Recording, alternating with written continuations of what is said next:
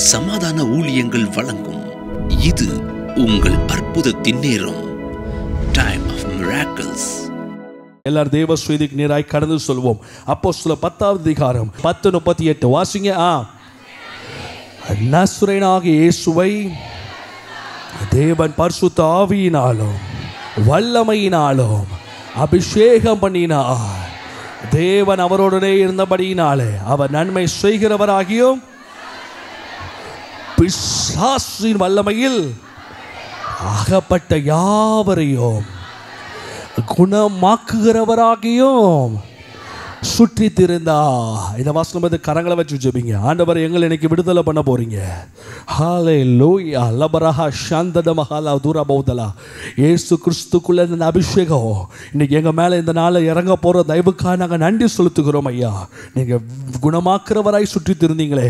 இந்த வசனம் மக்கள் இருதயங்களுக்குள்ள இருக்கிற வியாதிகளை, மனசுக்குள்ள இருக்கிற வியாதிகளை குணமாக்குவதாக என்று சொல்லி ஜெபிக்கிறேன் நல்ல பிதாவே. ஆமே. நல்ல 2 கரங்களை உயர்த்தி சத்தமா அல்லேலூயா, நல்லா அல்லேலூயா. இன்னைக்கு கர்த்தர் உங்களுக்கு கொடுக்கிற விலையேறப்பட்ட வார்த்தை, நசரேயனாகிய இயேசுவை பிதாவாகிய தேவன் எதனால நிரப்பி இருந்தார்? பரிசுத்த ஆவியினாலும். பரிசுத்த ஆவியானவர், இன்னைக்கு நான் எடுக்க போற தலைப்பு என்னன்னா, பரிசுத்த ஆவியானவர் நம்ம வாழ்க்கையில வரும்போது அவர் எப்பொழுதுமே நம்மளை எப்படி நடத்துவார் அப்படின்னா, your expectation is என்டர்லி different from biblical experience.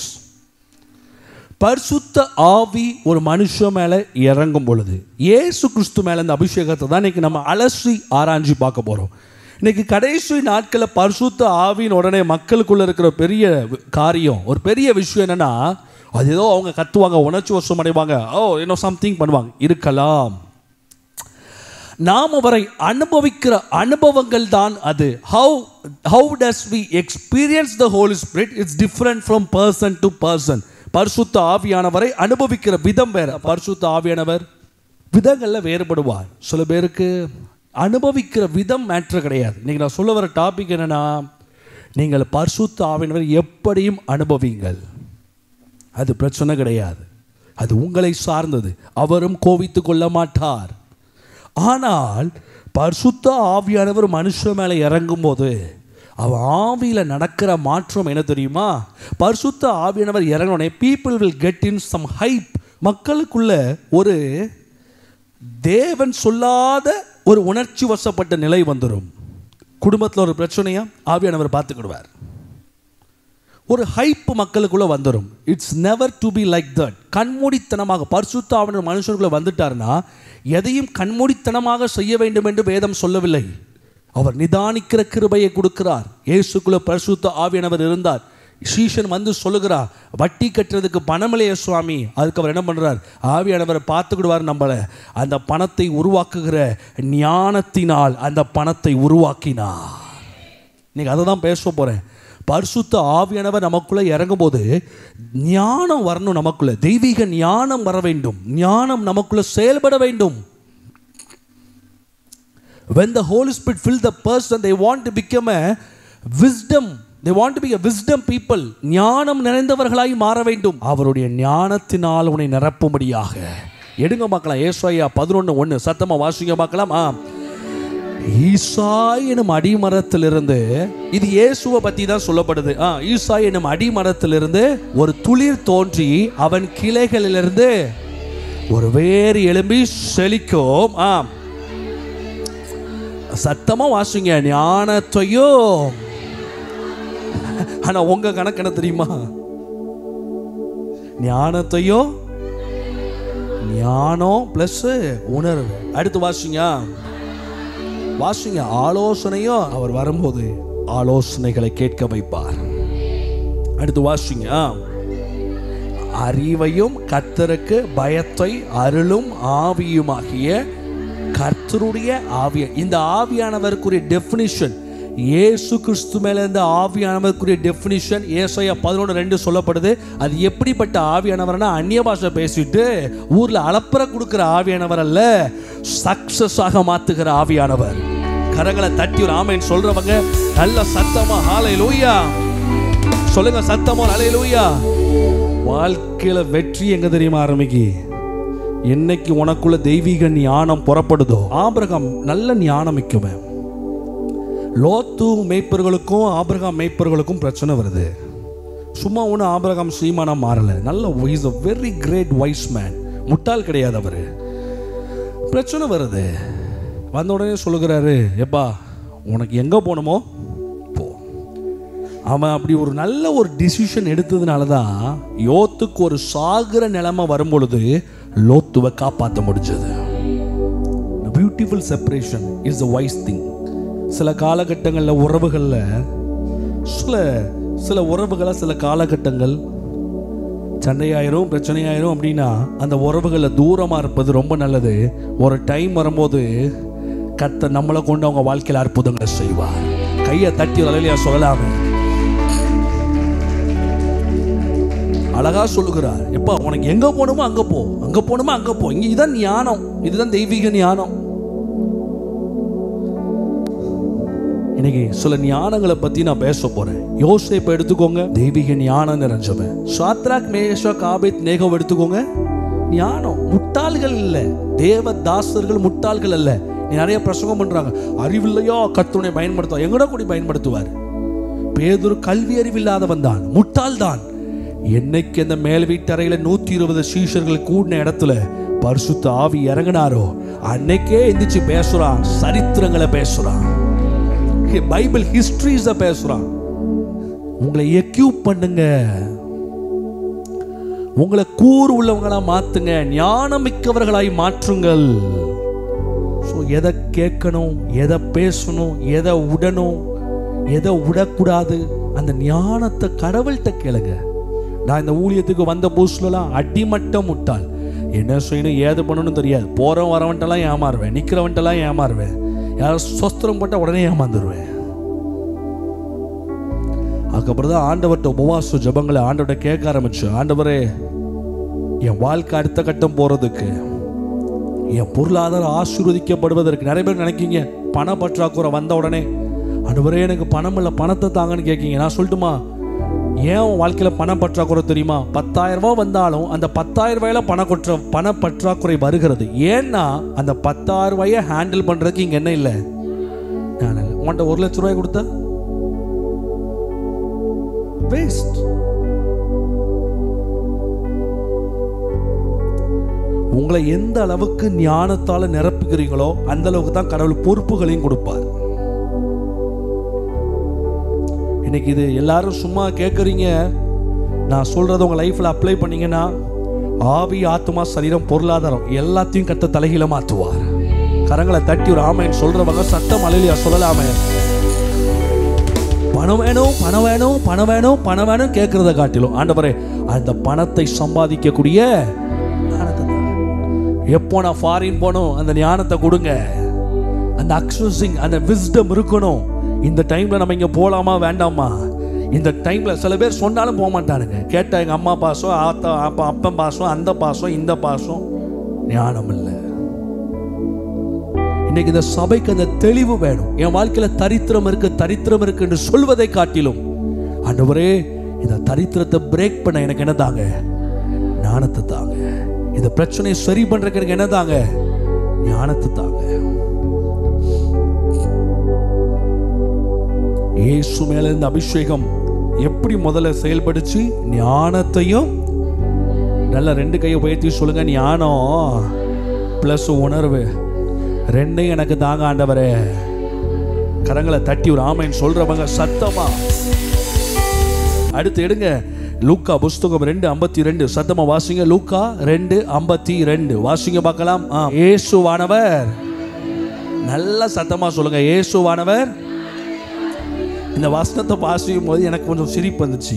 நல்ல ஒரு பழமொழி சொல்லுவாங்க தெரியுமா, ஆள் வளர்ந்த அளவுக்கு அறிவு வளரல. ஆனா இயேசு அப்படி கிடையாது. ஞானத்திலும் அவர் எவ்வளவு தூரம் ஹைட் ஆனாரோ அவ்வளவு தூரம் பக்கத்தில் பார்த்து சொல்லுங்க, ஆள் வளர்ந்த அளவுக்கு என்ன இல்லை, மூளை வளரல. ஆனால் இயேசுவை பற்றி சொல்ல அதுதான் கரெக்டாக எழுதிட்டார் பரிசுத்த ஆவியானவர். ஏதாவது சொல்லிவிடுவானுங்க, ஆள் தான் ஹைட்டாக இருக்காரு.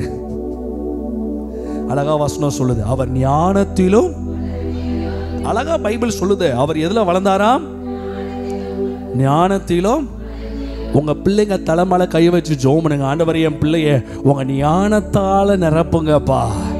உங்க புருஷனுக்காக ஜெபிங்க. என் புருஷனை ஞானமா மாத்துங்க ஆண்டவரே. சொல்லுங்க, என் புருஷனை என்னவா மாத்துங்க? ஞானம் வந்துட்டாலே அவர் பணத்தை வீட்டுக்கு கொண்டு வருவார்.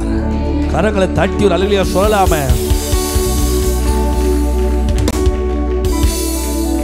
ஞானத்திலும் பலத்திலும். தானியேல் 1:17 சத்தமா வாசிங்க பார்க்கலாம். தானியேல் 1:17 வேதாமத்தில் சாதித்த அனைத்து தேவ தாசர்களும் ஞானத்தினால் நிரப்பப்பட்டவர்கள். வாசிங்க பார்க்கலாம். தானியேல் 1:17 சத்தமா வாசிங்க. இந்த 4 வாலிபர்களுக்கும் நல்லா இதை நான் வாசிக்கும் போது எனக்குள்ள நல்ல மூளை வேலை செஞ்சது. என்ன தெரியுமா? சகல நான் தமிழ் மட்டும்தான் படிப்பேன். சகல, திரும்ப நல்ல சத்தமா வாசிங்க. சகல தெய்வீக ஞானத்துல ஒரு பெரிய கிருபை.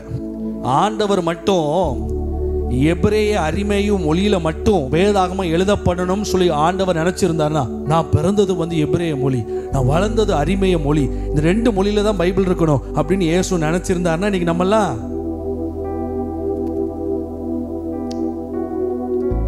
நம்ம என்னைக்குமே பைபிளை தான் மேட்ச் பண்ணி பார்க்கணும். வேதம் சொல்லுது, அவர்கள் எதுலையா? சகல.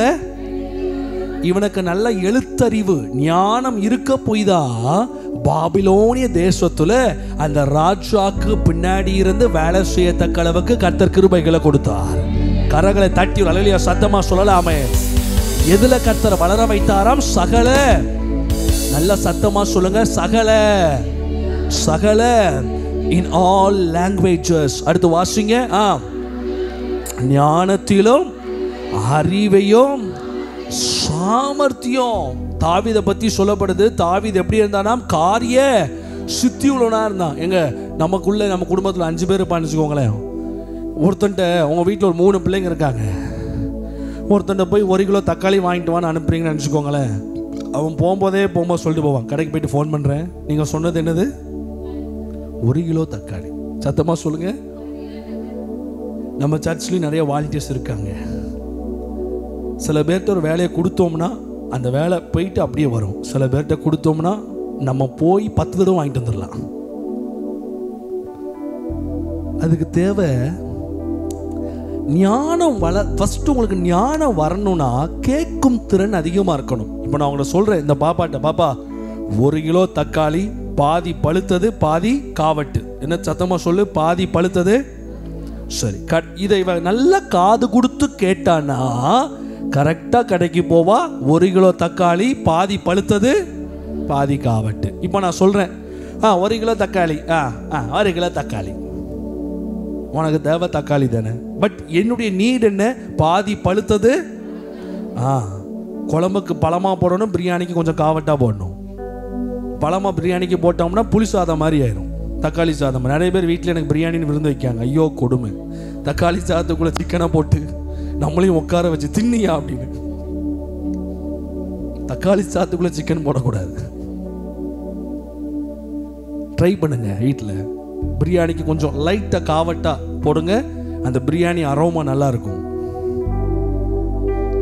அப்போ நான் சொல்றேன், பாதி காவட்டு பாதி காது கொடுத்து கேட்கணும். கேட்டானா கரெக்டா பண்ணிடுவா. பாப்பா பிரதர், நாளை காலையில் சர்ச்சுக்கு நீங்கள் வரும்பொழுது வர்ற வழியில் எனக்கு 1 லிட்டர் ஸ்லைஸும் 2 எக் பப்ஸும் வாங்கிட்டு வரணும். நான் சொல்கிறேன், இந்த பிரதர் நான் சொல்கிறத கரெக்டாக பொறுமையாக கேட்டார்னா you should not have the second option. ஞானம் வளரணும்னா செகண்ட் ஆப்ஷன் வச்சுக்கிடவே கூடாது. அந்த நேரத்தில் பார்த்துக்கலாம். இன்றைக்கி லேட்டஸ்ட் ட்ரெண்ட் என்னென்னா, நிறைய பிள்ளைங்களாக இருக்கட்டும், நிறைய பசங்களாக இருக்கட்டும், ஒரு வேலையை சொன்னோம்னா அது நம்ம கடைசி நேரத்தில் என்ன பண்ணிக்கலாம்? ஃபோன் பண்ணி கேட்டுக்கலாம், டெக்ஸ்ட் பண்ணி கேட்டுக்கிடலாம். ஞானம்லாம் ஒன்றும் வராது. உனக்கு அந்த ஒரு விஷயம், நாளை காலையில் என்ன பண்ண போகிறோம், நம்மகிட்ட என்ன சொன்னாங்க, காது கொடுத்து கேட்டா போதும். இதுக்கு பெரிய அறிவு தேவை கிடையாது. கேட்கும் திறன், கேட்கும் சக்தியை வளர்த்துக்கொள்ளுங்க உங்கள் வாழ்க்கையில். கேட்கிற சக்தியை வளர்க்கும். பாஸ்டர் சொல்கிறார், பிரதர் மளிகை கடையை ஆரம்பிங்க அப்படின்னா காது கொடுத்து நல்லா கேட்கணும். பாஸ்டர் கடை ஆரம்பிக்க சொன்னார். அப்படி கிடையாது. கேட்கும் திறன். ஞானம் முதல்ல எங்கேருந்து வரணும்? கேட்கும் திறன். இயேசு பகல் முழுக்க ஊழியம் செய்தார், ராக்காலம் முழுக்க ஜெபம் பண்ணார். என்ன ஜெபம் பண்ணினார்? பிதாவின் சமூகத்தில் அமர்ந்திருந்து அவர் சத்தத்தை கேட்டார். யார் என்ன பேசினாலும் முதல்ல பேச விட்டு காது கொடுத்து கேட்கணும். நான் உட்கார்ந்துருக்கேன் சர்ச்சில், இந்த இடத்துல சொல்லுங்க, கொட்டுங்க அவ்வளோத்தையும், சொல்லுங்க அவ்வளோத்தையும், சொல்லுங்க, நீ சொல்லு, நீ சொல்லு, நீ சொல்லு, நீ சொல்லு. கேட்கும் திறன் வேண்டும். நமக்கு பிடிக்குதோ பிடிக்கலையோ கேட்கும் கெப்பாசிட்டி வேணும் நமக்கு. இதுதான் ஞானத்தை அதிகரிக்க பண்ணும். கரங்களை உயர்த்தி அல்லேலூயா சொல்லலாமே. ஒரு கடை நடத்துற, ஒரு தொழில் பண்ற, ஒரு பிசினஸ் பண்ற, கஸ்டமர் முன்னப்பன ஏதாவது சொல்லுவான். ஒரு கஸ்டமர் சொல்லுவான் அவன் பெரோட்டா சூப்பர், இன்னொரு கஸ்டமர் சொல்லுவான் நல்லாவே இல்லை. கேட்டுக்கோ, காதை கொடுத்து. கேட்கும் திறனை வளர்த்து கொண்டால் நிச்சயமாய் சொல்லுகிறேன், கர்த்தர் உங்களுக்குள்ள தெய்வீக ஞானத்தை அதிகரிக்க பண்ணுவார். கரங்களை தட்டி ஆமென் சொல்றவங்க சத்தம் அல்லேலூயா சொல்லலாமே. தானியேல் புஸ்தகத்துல அந்த 4 புருஷர்களையும் கர்த்தர் எப்படி நிறைச்சிருந்தார்? சகல எழுத்திலும் சகல ஞானத்திலும் அறிவையும் சாமர்த்தியம். ஒரு வேலையை கொடுத்தோம்னா என்ன பண்ணிடுவாங்க? சாமர்த்தியம் ஒன்றும் கிடையாது. ஒரு வேலையை கச்சிதமா முடிச்சு கொடுக்க. எப்படி முடிச்சு கொடுக்கறது? கச்சிதமா. சாமர்த்தியம் ஞானம் வரும்போது அடுத்த கட்டம் உங்களை எப்படி மாத்தவங்கள? சாமர்த்தியமா மாற்றும். என்னைக்குமே நான் சொல்லுவேன், நீங்க வேலை பார்க்குற இடம் நல்லா இல்லை, உங்க பிசினஸ் உங்களுக்கு பிடிக்கலையா, ஆண்டவர்கிட்ட சாமர்த்தியத்தை கேளுங்க. ஆண்டவரை இந்த தொழிலை நேர்த்தியா செய்ய எனக்குள்ள சாமர்த்தியத்தை தாங்க. ஒரு டீல் பேசணுமா, ஆண்டவர்கிட்ட ஜெபிங்க. ஆண்டவரே இந்த டீலை வெற்றிகரமா முடிக்க எனக்கு ஒரு சாமர்த்தியத்தை எனக்கு தாங்கப்பா. சாமர்த்தியம் எல்லாம் எங்கிருந்து புறப்படுது? தெய்வீக ஞானத்திலிருந்து புறப்படுது. இன்னைக்கு கர்த்தர் உங்களை அப்படிப்பட்ட ஞானத்தினால் நிரப்புவாரு. எங்க போனாலும் கர்த்தர் உங்களை சாமர்த்தியவான்களாக வைப்பார். கரங்களை தட்டி அல்லேலூயா சொல்றவங்க சத்தமோ அல்லேலூயா. எப்பவுமே நம்ம வாழ்க்கையில பிரச்சனைகள் இருக்கதான் செய்யும், போராட்டங்கள் இருக்கதான் செய்யும். அதுக்கு உங்க வாழ்க்கையில இந்த சாமர்த்தியம் வேணும். சர்ச்சுக்கு விட மாட்டாரா? ஒரு டைம் பார்த்து அவர்கிட்ட உட்காந்து பேசணும். ஒரு டைம் வச்சு உட்காந்து பேசணும். பிள்ளைங்க லைஃப் சரியில்லையா, you should create a correct time. அவன் ஏதாவது ஒன்று ஆசைப்படுவான், ஏதாவது முக்கியமான விஷயத்தை நோக்கி பயணிப்பான். அந்த பயணத்தை நோக்கி அவன் பயணிக்கும் போது அந்த நேரத்தில் உட்காந்து நீ பேசணும். சாமர்த்தியம் வேணும் வாழ்க்கையில. அது முடியாது, இது முடியாது, அவங்க விட மாட்டேங்காங்க, இதை பண்ண மாட்டேங்க, அதை பண்ண மாட்டேங்க. நான் சொல்வேன், பிரச்சனை ஓன்ட்ட தான் இருக்கு. ஓன்ட்ட தெய்வீக ஞானம் இல்லை, தெய்வீக கிருபையில் நீ வளர்த்து கொள்ளல. காரணம், இன்னைக்கு வரைக்கும் நீங்க கேட்ட உபதேசம் ஜோமனா எல்லாம் சரியாயிரும். ஜோமனா ஒன்றும் சரியாகாது. அந்த சாமர்த்தியத்தின் ஞானத்தை கடவுளிடம் கேளுங்கள். ஆண்டவரே, ஏற்ற நேரத்தில் சொல்லப்பட்ட வார்த்தை, நீதிமொழி புஸ்தகம் சொல்லப்படுது, ஏற்ற நேரத்தில் சொல்லப்பட்ட வார்த்தை வெள்ளி தட்டில் வைக்கப்பட்ட right words at the right time will prosper you. எந்த வார்த்தை எந்த நேரத்தில் சொன்னீங்கன்னா உங்களை சரியான நேரத்தில் உங்களை அதை வாழ வைக்கும். எனக்கு அன்பான தேவ பிள்ளைகளே, நீங்கள் பரிசுத்த ஆவியை பெற்று கத்துவது மட்டும் உங்களுக்கு பிரயோஜனம் அல்ல. அந்த பரிசுத்த ஆவியினால் வருகிற தெய்வீக ஞானத்தினால் குடும்பத்தை கட்டணும், உங்களுடைய ஊழியத்தை கட்டணும், உங்களுடைய எதிர்காலத்தை கட்டணும். கர்த்தர் இந்த கிருபைகளை உங்களுக்கு கொடுப்பாராக. இனி யோசேப்பை பற்றி தியானிச்சு வேகமா முடிக்க போகிறோம். எடுங்க பார்க்கலாம். ஆதியாகம புஸ்தகம் 41 அதிகாரம் 33 முதல் 40. ஆதியாகம புஸ்தகம் 41 அதிகாரம் 33 முதல் டிஸ்பிளே பார்த்து வாசிங்க பார்க்கலாம். வாசிங்க, சத்தமா வாசிங்க. ஆகையால் விவேகமோ, தம்பி நான் சொல்லட்டுமா, நீ அடிமையா இருந்தாலும் நீ பிச்சைக்காரனா இருந்தாலும் உனக்குள்ள விவேகமும் ஞானமும் இருந்தால் போதும், நீ சிங்காசனத்தில் ஏறி அமரலாம். உனக்குள்ள தெய்வீக ஞானமும் தெய்வீக விவேகமும் இருக்கும் என்றால் நீ யாரையும் தேடி போக வேண்டிய அவசியம் இல்லை. உன்னை தேடி கர்த்தர் பார்வோனை கொண்டு வந்து நிறுத்துவார். தேன் உள்ள இடத்துல என்ன வரும்? ஈ வரும். உங்க லைஃபை நல்ல ஞானமா மாத்திக்கிட்டீங்கன்னா கர்த்தர் உங்களை ஆசீர்வாதமா மாற்றுவார். ஞானம் நமக்கு நம்ம வாழ்க்கையில அந்த தெய்வீக ஞானம் நம்ம லைஃப்ல பெருகணும் அப்படின்னா, அந்த யோசேப்பு என்ன பண்ணினா அப்படின்னா, அவனை என்ன தேடி வந்தாங்களா? அவனை ராஜா அழைத்து தேடி வந்தான். அந்த வசனத்தை தொடர்ந்து வாசிங்க. சரியா ஞானம் உங்களுக்கு சரியான தேவ திட்டத்தை உங்களுக்கு கொடுக்கும், திட்டத்தை செயல்பட வைக்கும், தீமைகளை வெல்ல வைக்கும். பக்கத்தில் பார்த்து சொல்லுங்க, ஞானமானது தேவ திட்டங்களை கொடுக்கும், தேவ திட்டங்களை செயல்பட வைக்கும், தீமைகளை வெல்ல வைக்கும். இது 3 யோசேப்பு வாழ்க்கையில் இருந்துச்சு. தொடர்ந்து வாசிங்க பார்க்கலாம். வாசிங்க. அவனை எகிப்து தேசத்துக்கு அதிகாரியாகிய பார்வோன் என்ன பண்ணுவாராக, ஏற்படுத்துவாராக. தொடர்ந்து வாசிங்க சத்தமா. இப்படி பார்வோன் செய்து தேசத்தின் மேல் விசாரணைக்காரனாய் வைத்து பரிபூர்ணமுள்ள 7 வருஷங்கள் எகிப்து தேசத்தில் விளையும் விளைச்சலில் 5ல் 1 பங்கை வாங்குபடி, வெரி சிம்பிள், டாக்ஸ் கலெக்ட் பண்றாங்க. அடுத்து வாசிங்க வாசிங்க வாசிங்க. அவர்கள் வரப்போகிற நல்ல வருஷங்களில் விளையும் தானியங்களை எல்லாம் சேர்த்து பட்டணங்களில் ஆகாரம் உண்டாயிருக்கும்படி பார்வோனுக்கு அதிகாரத்துக்குள்ள தானியங்களை பத்திரப்படுத்தி, அடுத்து வாசிங்க, தொடர்ந்து வாசிங்க. தேசம் பஞ்சத்தினால் அழிந்து போகாதபடி அந்த தானியம் இனி எகிப்து தேசத்தில் உண்டாகும். பஞ்சமுள்ள 7 வருஷங்களுக்காக தேசத்திற்கு ஒரு வைப்பாய் இருப்பதாக என்றான். சொல்றான் இந்த வார்த்தை. வெயிட் பண்ணுங்க. இப்போ இந்த பார்வோன் நம்மளை தேடி வரார். அப்படியே சீனரியோ மாத்துங்க. இந்த பார்வோன் நம்மளை தேடி வருகிறார். பக்கத்துல பார்த்து சொல்லுங்க, இந்த பார்வோன் அற்புதமான வல்லமையான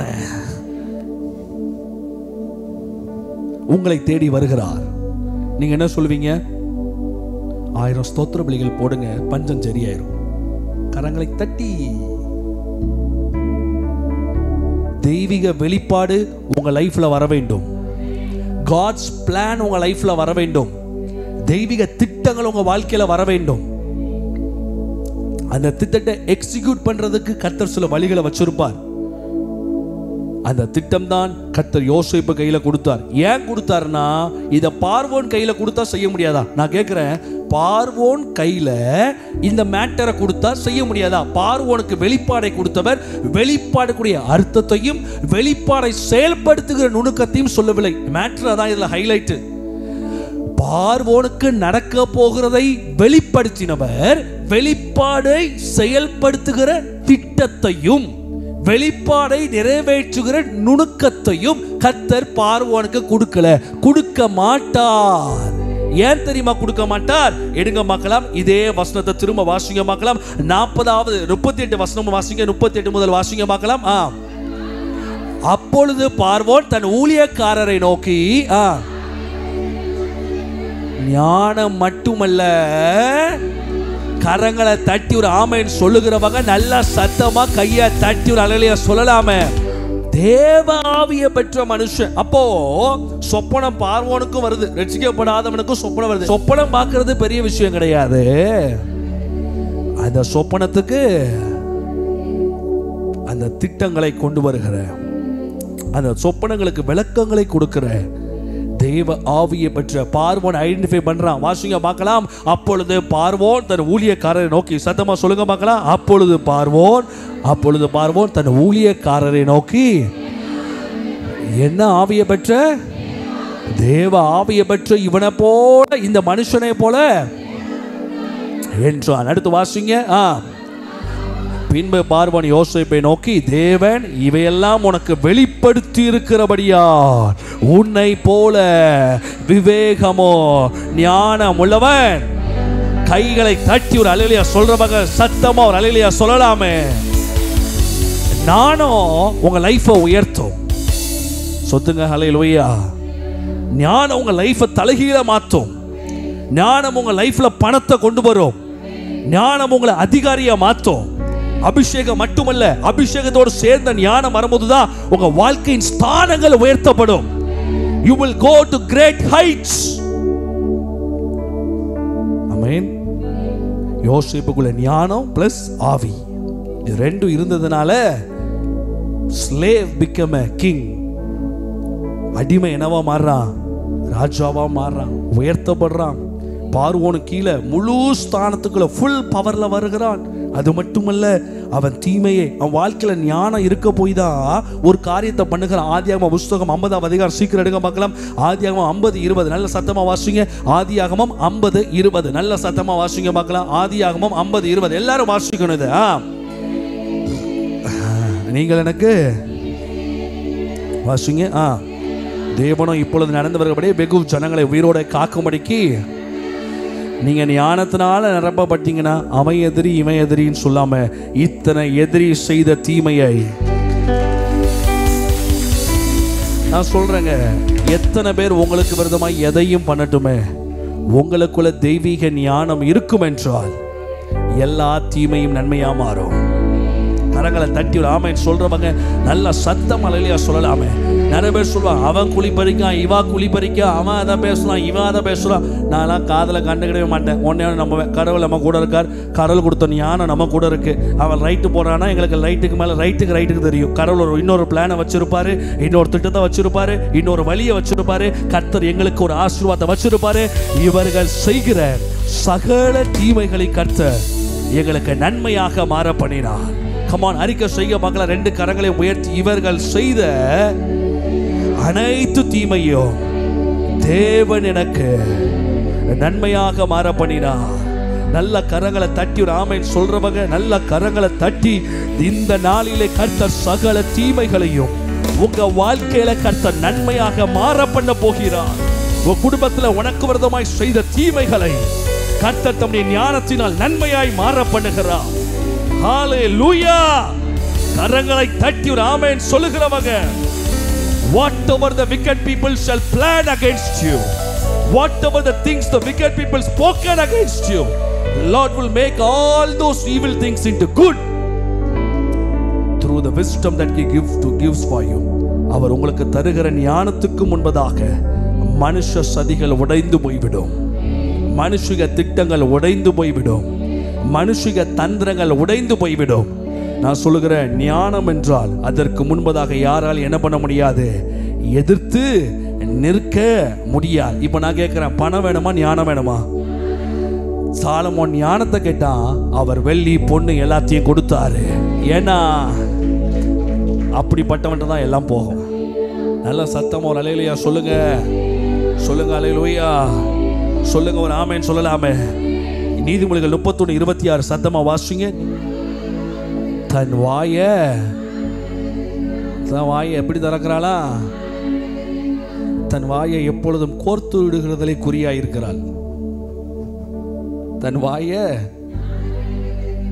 எப்படி திறக்கிறாளா? நீதிமொழி 31 ஒரு லேடியை பத்தி சொல்லப்படுது, உங்களை பத்தி இல்லை, ஒரு lady. I don't know who is that lady still now. தன் வாயை எப்படி திறக்கிறாளா? ஞானம் விளங்க திறக்கலால். வாசிங்க பார்க்கலாம், மேல இருக்கலாம் வாசிங்க. அதை உள்ள போதகம் நாய் மாதிரி கத்துகிறாள்.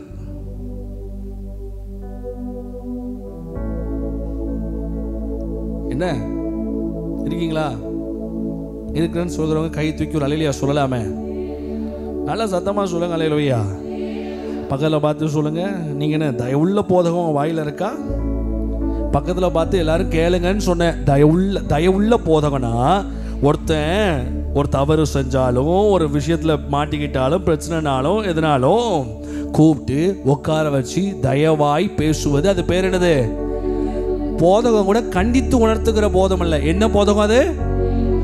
பிள்ளைங்க தவறு செய்கிறாங்களா, give the space and time. இதுதான் ஞானம். leave it. தயவுள்ள போதகம். பெண்கள் இருக்கட்டும், ஆம்பளைங்களா இருக்கட்டும், தொழில் செய்கிறவங்களா இருக்கட்டும், யாரா இருக்கட்டும், தயவுள்ள போதகத்தை கருத்து கேளுங்க. ஆண்டவரே, என் வாழ்க்கையில இன்மை எப்படி வரணும், வாயின் வார்த்தை தயவுள்ள போதகம். ஏன்ட்டு நீங்க வந்து நிறைய விஷயங்கள் சொல்லலாம். பாஸ்டர் வந்து, பாஸ்டர் நீங்க போட்டிருந்த சட்டை நல்லாவே இல்லை, இது எப்படி இருக்கு பாஸ்டர்? இதை காட்டிலும் நல்ல shirt போடலாமே. There is a difference in conveying the matters. இப்பா நீங்க சீக்கிரம் வீட்டுக்கு வந்தீங்கன்னா நான் சீக்கிரம் தூங்குவேனப்பா, அது எப்படி இருக்கு? சீக்கிரம் வந்தே ஆகணும், இது எப்படி இருக்கு? வித்தியாசம் தான், எல்லாம் கொடுக்குற வித்தியாசம் தான். பிரியாணியை சமைச்சு கொண்டு வந்து தட்டில் கம்முன்னு கொட்டுறதும் இருக்கு, கொண்டு வந்து பொறுமையா வைக்கிறது விதமும் இருக்கு. கல்யாண வீட்டுக்கு போகும்போது எல்லாரும் உட்கார வச்சுட்டு இட்லியை அப்படின்னா இட்லியாக தான் இருக்க போகுது, மேட் அதில் மாறாது. இட்லி தூக்கி எறிஞ்சாலும் அப்படிதான் இருக்கும், வச்சாலும் அப்படிதான் இருக்கும்.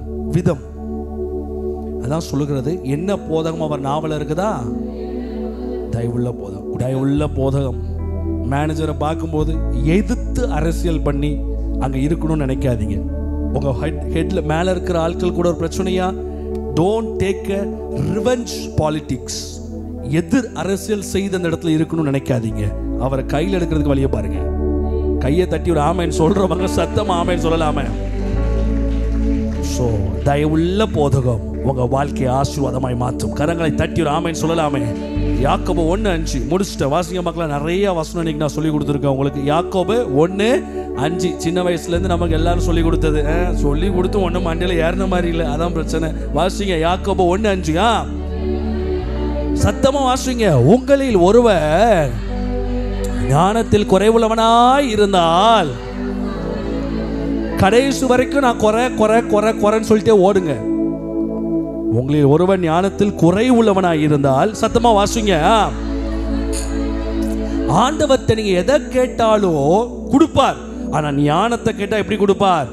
சம்பூர்ணமாய் கொடுப்பார். கரங்களை தட்டி ஆவியில் ஒரு ஆமேன் சொல்லுகிற பிள்ளைகள், பெற்றுக்கொள்ளுகிற பிள்ளைகள், இன்றைக்கு கர்த்தர் இந்த பீசர்ஸ்ல இந்த செய்தியை கேட்கிற ஒவ்வொரு பிள்ளைகளுக்கும் அவர் தம்முடைய ஞானத்தை சம்பூர்ணமாய் கொடுப்பார். கரங்களை தட்டி ஆமென் சொல்லலாமே.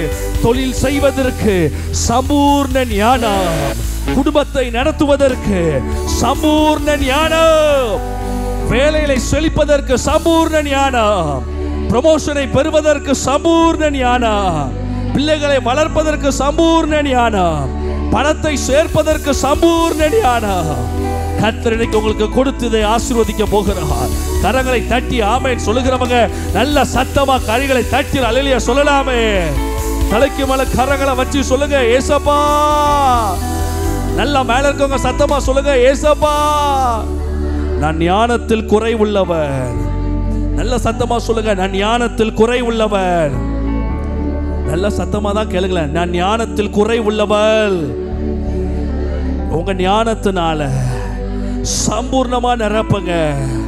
இந்த நாள் துவக்கி என் வாயை ஞானம் விளங்க திறப்பதற்கு கிருபையை தருவீராக. சத்தமா சொல்லுங்க, கிருபைகளை தருவீராக.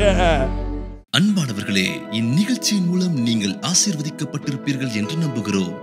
நீங்களும் எங்களோடு இணைந்து கர்த்தரை ஆராதிக்க விரும்பினால், எங்களது ஞாயிறு ஆராதனை நேரம் முதலாம் ஆராதனை காலை 9 மணிக்கும், இரண்டாம் ஆராதனை மாலை 6 மணிக்கும் நடைபெறுகிறது. வியாழக்கிழமை தோறும் மாலை 7 மணி அளவில் துதியினால் விடுதலை பிரார்த்தனை நடைபெறும். தெய்வீக சுகம், பிசாசின் கட்டிலிருந்து விடுதலை, தொழில் ஆசீர்வதிக்கப்பட, துல்லியமான தீர்க்க தரிசன வார்த்தை நிறைவாய் பெற்றிட அனைவரையும் அன்புடன் அழைக்கிறோம். எங்களது ஆலய முகவரி சமாதான தேவ ஆலயம், பால்பாண்டி நகர், மில்லர்புரம், தூத்துக்குடி. எங்களது அலைபேசி எண் 8109096795. கர்த்தர் தாமே உங்கள் அனைவரையும் ஆசீர்வதிப்பாராக. This program is exclusively produced and brought to you by Peace Ministries, Tuticorin, Tamil Nadu, India.